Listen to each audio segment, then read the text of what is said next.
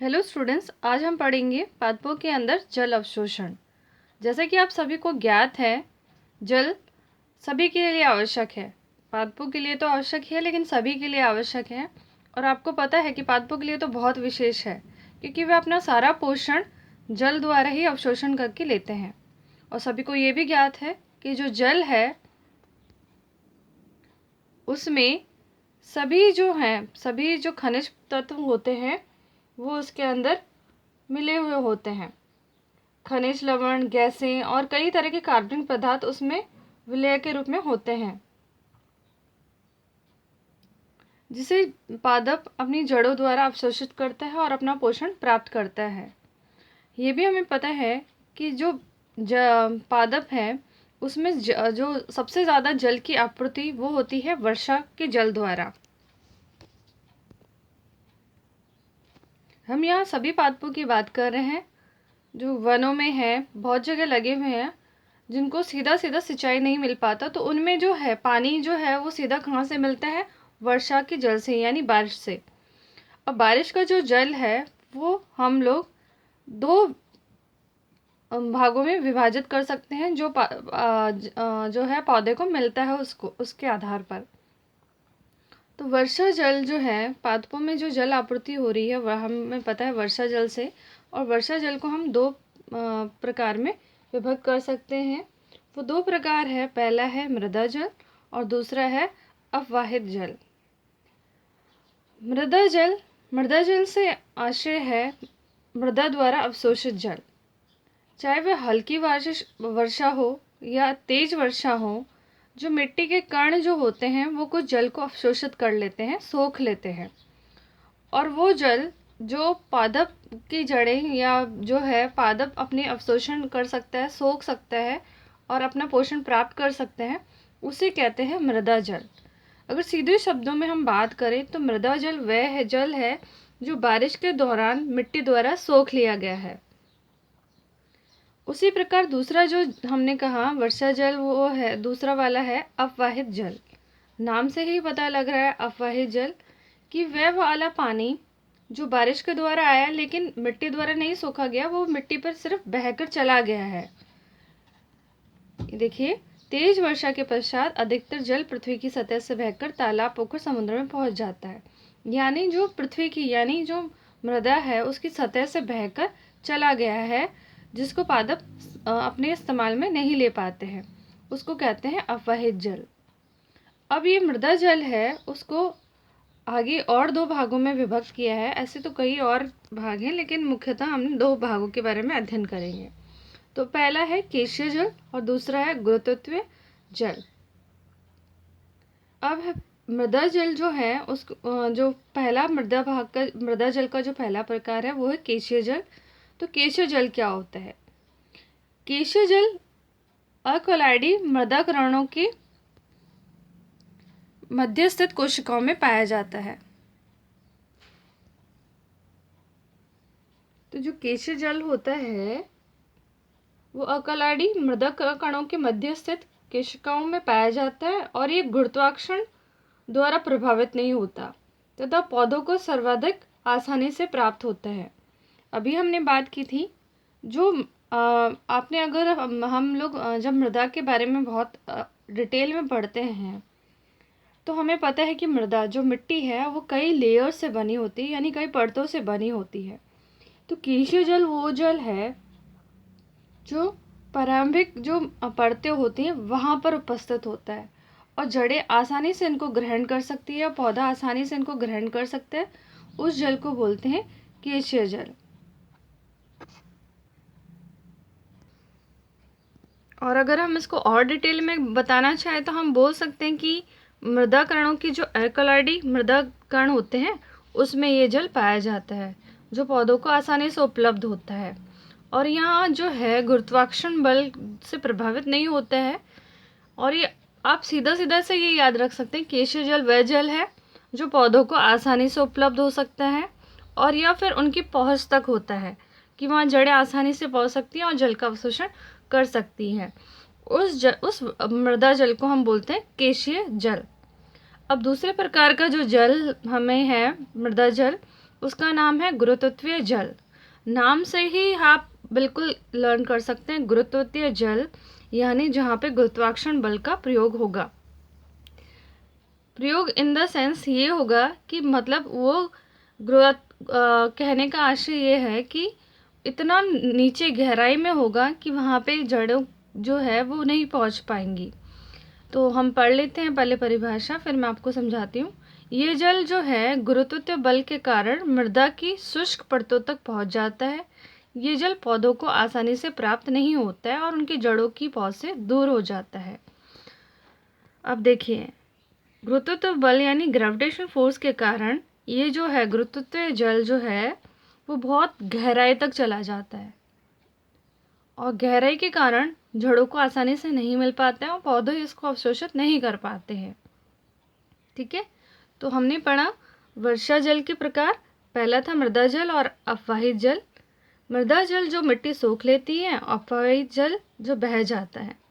उसमें जो है मृदा जल जो मिट्टी सोख लेती है वो भी दो प्रकार का है, केशीय जल और गुरुत्वीय जल। केशीय जल वह जल है जो आसानी से जड़ें की पहुँच तक होता है, जड़ें आसानी से उसको अवशोषित कर लेती हैं। गुरुत्वीय जल जो वह होता है जो गुरुत्वीय बल के कारण बहुत गहराई तक चला जाता है और वो जड़ों की और पौधों की पहुँच में नहीं होता है। अब है, हमें ये तो पता लग गया कि वर्षा जल से ही जो है पादप में पोषण की आपूर्ति होती है या उससे वो जल प्राप्त करता है, लेकिन ये अवशोषण में जो मुख्य अंग होते हैं पौधे के वो होते हैं जड़। सभी को ज्ञात है कि पौधे के अवशोषण करने वाला अंग कौन सा है, जड़। जड़ों के द्वारा वो अपना जल का अवशोषण करते हैं। अभी जो है आपका जो ईयर 2020 है उसमें ये आपका जो है ये पोर्शन हटा दिया गया है, डिलीटेड है, इसलिए मैं उसको बहुत शॉर्ट में आपको समझा रही हूँ। तो देखिए, ये भी आपको सबको पता है कि निम्न श्रेणी के पादप जैसे कि शैवाल और कवक होते हैं उनमें जड़ें नहीं होती हैं। अगर उससे हम आगे की बात करें ब्रायोफाइट्स में जो जल अवशोषण होता है वो मूलाभासों द्वारा होता है। मूलाभास यानी जड़ जैसे, जिनको हम राइजोड बोलते हैं इंग्लिश में, तो वो जड़ नहीं होती हैं, कुछ जड़ जैसे जड़ का आभास करवाने वाले या जड़ की तरह कार्य करने वाले मूलाभासों से वो जल अवशोषित करते हैं वातावरण से। उसके बाद आते हैं उस श्रेणी के पादप जिसमें टेरिडोफाइट, जिम्नोस्पर्म और एंजियोस्पर्म है। हिंदी में कहें तो टेरिडोफाइट, अनावृत बीजी, आवृत बीजी पादप। तो इन पादपों के अंदर सुविकसित मूल तंत्र होता है। तो हम अगर बात करें कि उनका मुख्य अंग क्या है तो जड़ हो, तो जड़ जो है उस श्रेणी के पादपों में पाई जाती हैं। तो एक बार हम जड़ के जो है संरचना को शॉर्ट में देख लेते हैं। तो ये आप देख रहे हैं, ये एक जड़ की संरचना है। यहाँ पर जो सबसे पहला भाग है वो मूल गोप है। मूल गोप एक सुरक्षात्मक आवरण की तरह कार्य करता है, जो जड़ के जो सबसे आगे वाला भाग है उसको सुरक्षा प्रदान करता है, क्योंकि ये जो भाग है मिट्टी में आगे की तरफ धंसता रहता है और उसको एक सुरक्षात्मक आवरण प्रदान करता है। इसके ऊपर का जो भाग है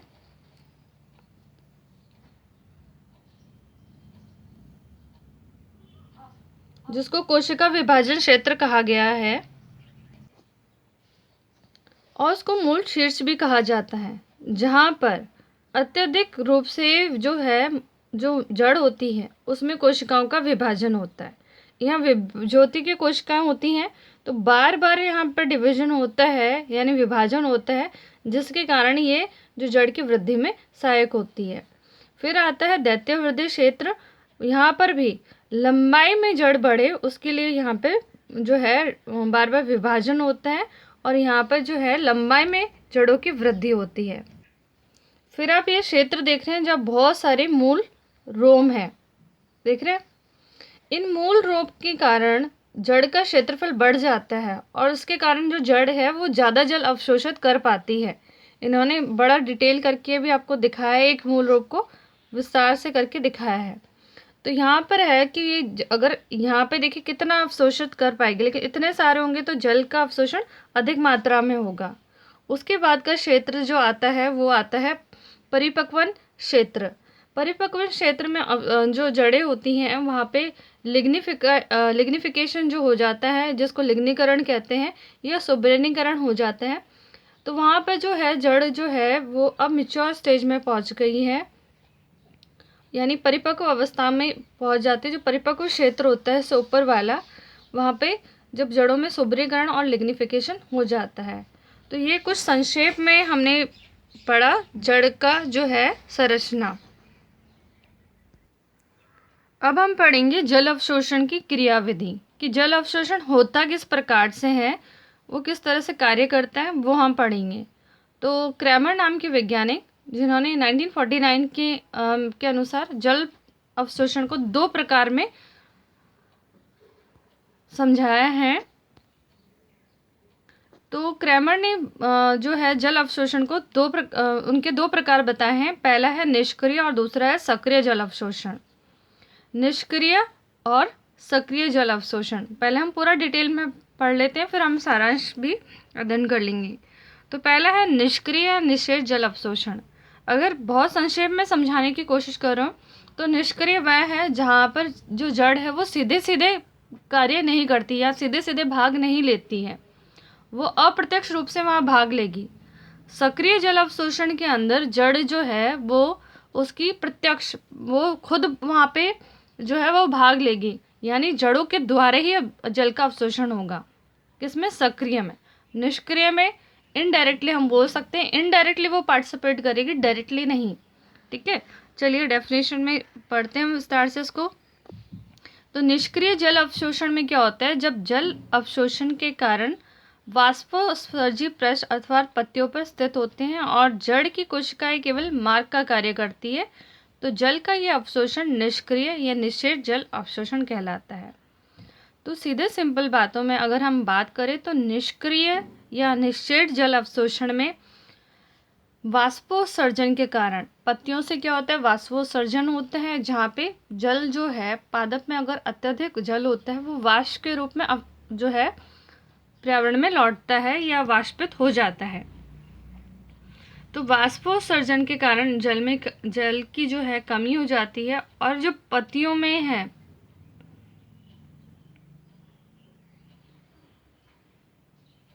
और इसमें जो है कि ये वाष्पोत्सर्जन के कारण जब जड़ें जल का अवशोषण करती हैं तो उसको बोलते हैं निष्क्रिय जल अवशोषण। फिर है सक्रिय जल अवशोषण। जब अवशोषण के कारण जड़ में जो सक्रिय जल अवशोषण है उसमें जो कारक है वो क्या होती है? जड़ होती है, और जड़ की कोशिकाएं जो होती हैं यहाँ पे सक्रिय रूप से जल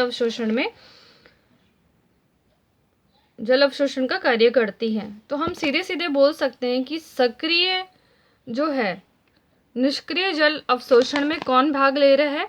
पौधे के वायवीय भाग यानी परों में, या हम बोल सकते हैं कि किसमें? पत्तियों में। यहाँ पे जो निष्क्रिय जल अवशोषण में जो है, अगर हम कहें कि वहाँ पे जो जल का अवशोषण हो रहा है वो किसके द्वारा हो रहा है? वाष्पोत्सर्जी अंग यानी पत्तियों के द्वारा। पत्तियां वो कारक हैं, जब वहाँ वाष्पोत्सर्जन हो रहा है तो वहाँ निष्क्रिय रूप से जल का अवशोषण होगा जड़ों द्वारा। सक्रिय जल अवशोषण में जो जल का अवशोषण है वो पूर्णतः किसके द्वारा हो रहा है? मूलों द्वारा या जड़ की कोशिकाओं के द्वारा। अब देखिए, निष्क्रिय जल अवशोषण में जड़ की भूमिका गौण तथा सक्रिय में जल की अवशोषण जो है, और सक्रिय जल अवशोषण में जड़ मुख्य होती है।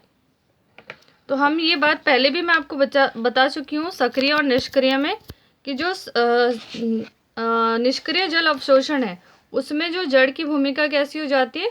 गौण हो जाती है, क्योंकि वहाँ पे सीधे सीधे जड़ भाग नहीं लेती है, वहाँ पत्तियों के द्वारा होता है। और जो सक्रिय वाला है उसमें क्या है? जड़ जो होती है मुख्य भाग से होती है। अब हम डिटेल में पढ़ेंगे कि निष्क्रिय या निषेध जल अवशोषण की क्रियाविधि किस प्रकार से होती है। तो निष्क्रिय या निषेध जल अवशोषण जो है वो पादपों की प्रमुख विधि है। यानी निष्क्रिय जल अवशोषण क्रियाविधि जो है पादपों की मुख्य प्रमुख विधि है। इसमें 96 से लेकर 98 यानी 96 से 98 प्रतिशत मात्रा जो है जल की वो अवशोषित कर ली जाती है इस विधि द्वारा। अब देखिए ये प्रक्रिया होती कैसी है। तो देखिए, जब वाष्पोत्सर्जन की दर बहुत अधिक हो जाती है तो पर्ण मध्योतक कोशिकाएं के रंध्र से जल वातावरण में निकालती हैं। इससे स्फीति दाब और फिर विसरण दाब में कमी हो जाती है, और सभी कोशिकाओं में ये स्थिति होने पर बाहरी पर्ण मध्योतक कोशिकाएं भीतरी कोशिकाओं में स्फीति दाब कम और विसरण दाब को और कम कर देती हैं, और ये प्रक्रम तब तक चलता है जब तक जल की कमी का असर जाइलम कोशिकाओं तक ना पहुंच जाए। देखिए, स्टेप बाय स्टेप समझते हैं। तो हमने कहा निष्क्रिय अवशोषण क्रियाविधि के अंदर सबसे प्रमुख भाग इसका है पत्तियों के द्वारा होता है, और पत्तियां जो है वहाँ पे क्या होता है, वाष्पोत्सर्जन होता है। तो अब आप सभी को पता है अगर वाष्पोत्सर्जन हो रहा है तो वाष्पोत्सर्जन में क्या हो रहा है, जो जल है, जितना भी पादप के अंदर जल था वो वाष्पित हो रहा है भाप बन के। ठीक है, अब जब वाष्पोत्सर्जन बहुत ज़्यादा होगा तो बिल्कुल सामान्य सी बात है कि पौधे के अंदर क्या होगी, जल की कमी होगी, है ना। तो वही चीज़ बताइए कि जब वाष्पोत्सर्जन की दर जब अधिक हो जाती है तो पर्ण मध्योतक के अंदर जो रंध्र होते हैं उसमें से जल वातावरण में निकालती हैं। उसकी वजह से क्या हो जाता है, स्फीति दाब और विसरण दाब में कमी हो जाती है, क्योंकि जो प्रेशर से जा रहा था पानी वहाँ पे जो स्फीति दाब है कोशिकाओं में, स्फीति दाब और विसरण दाब दोनों में कमी आ जाती है। इसकी वजह से क्या होता है, पहले जो बाहर वाली कोशिकाएं हैं उनमें ये स्थिति उत्पन्न होती है, और फिर बाद में जो भीतर के अंदर जो है पर्ण मध्योतक कोशिकाएं उनमें भी क्या होता है, स्फीति दाब और विसरण दाब में कमी हो जाती है। ये तब तक चलता रहता है जब तक ये असर कहाँ तक ना पहुँच जाए, जाइलम कोशिकाओं तक पहुँच जाता है, और एक प्रेशर क्रिएट हो जाता है, क्योंकि जो पानी का लेवल है वो कम होता जा रहा है तो जाइलम कोशिकाओं तक भी ये पहुँच जाता है। इसकी वजह से क्या होता है, जब वाष्पोत्सर्जन की दर हो जाती है तो खिंचाव के फलस्वरूप होने वाला जो है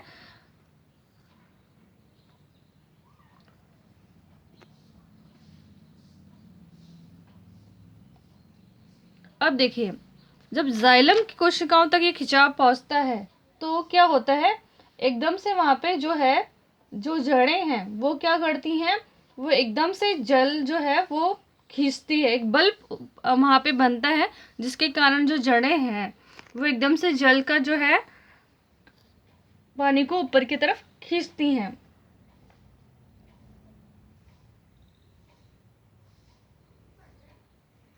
और इसी खिंचाव को हम कहते हैं निष्क्रिय या निश्चय जल अवशोषण। अब वाष्पोत्सर्जन की दर अधिक होने के कारण उत्पन्न खिंचाव के फलस्वरूप होने वाला अवशोषण निष्क्रिय या निश्चय जल अवशोषण कहलाता है। और इस सिद्धांत के पक्ष में सबसे बड़ा प्रमाण ये है कि तीव्र वाष्पोत्सर्जन के समय जल अवशोषण की क्रिया भी तीव्र दर से होती है। सबसे बड़ा प्रमाण ये है कि जब वाष्पोत्सर्जन बहुत ज़्यादा हो रहा है तो जल अवशोषण भी बहुत अधिक हो रहा है। सिंपल वर्ड्स में समझिए, सिंपल सी बात है कि जब वाष्पोत्सर्जन बहुत ज़्यादा होता है तो क्या होगा, विसरण दाब और स्फीति दाब वो भी क्या हो जाते हैं, कम हो जाते हैं। उसके कारण जो है अंदर भीतरी कोशिकाओं में भी विसरण दाब और जो है स्फीति दाब वो कम हो जाएगा, जिसके कारण जाइलम में भी एक दबाव पड़ेगा। जाइलम में दबाव पड़ने के कारण एक खिंचाव उत्पन्न होगा। खिंचाव के कारण जो जड़ें हैं वो अधिक मात्रा में जल अवशोषित करके ऊपर पत्तियों तक पहुंचाएंगी। तो इसी वजह से जब वाष्पोत्सर्जन बहुत अधिक होता है तो जल का अवशोषण भी बहुत अधिक होता है, और इस विधि को हम बोलते हैं निष्क्रिय या निश्चय जल अवशोषण की क्रियाविधि। अब दूसरा जो है वो है सक्रिय जल अवशोषण की क्रियाविधि। कुछ पौधे जो होते हैं वो अल्प मात्रा में जल का अवशोषण जड़ों की सक्रियता के या जड़ों में उत्पन्न घनात्मक बलों द्वारा करते हैं। अब बहुत कम मात्रा में ऐसा होता है कि कुछ जो जड़ है वो अल्प मात्रा में जल का अवशोषण करती हैं। सक्रिय जल अवशोषण में क्या है, जड़ें प्रमुख रूप से कार्य करती हैं और ये कुछ पादपों में अल्प मात्रा में जल का अवशोषण करती हैं और उनमें क्या होता है, घनात्मक बल जो है वो उत्पन्न होता है।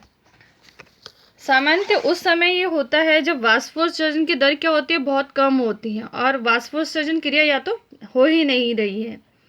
इस अवशोषण के लिए जड़ों के जाइलम में उपस्थित जल स्तंभ में घनात्मक बल उत्पन्न होता है जिसे मूलदाब कहते हैं और इस दाब के कारण जड़ें मृदा जल को बलपूर्वक भीतर खींचती है।